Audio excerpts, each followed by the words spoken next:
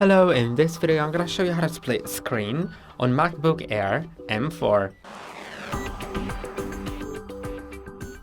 There are lots of things you can do with split screen, so let's open two windows at first, but later on maybe we'll open up to 4 because you can use up to 4 in split screen. So I'm gonna use the Safari maybe and the Finder.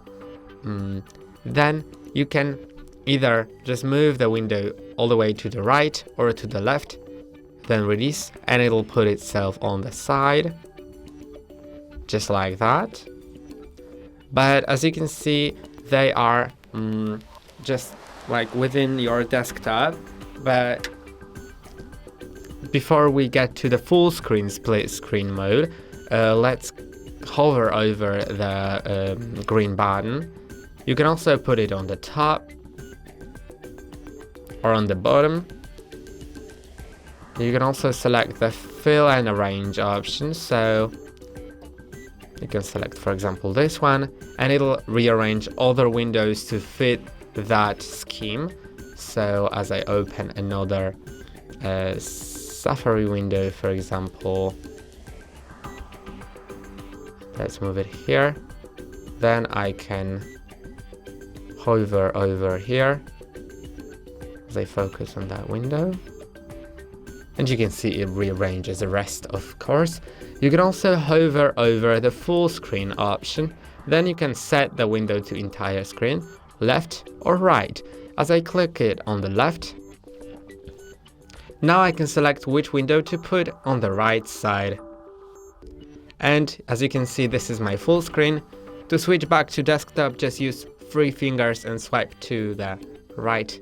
That's how you swipe between different desktops. Here, as you slide out, you can see the top bar as well. You can resize it, of course, as well as you can on the split screen, like within here. As I open several windows, or if anything, let's open 4 windows of Safari maybe.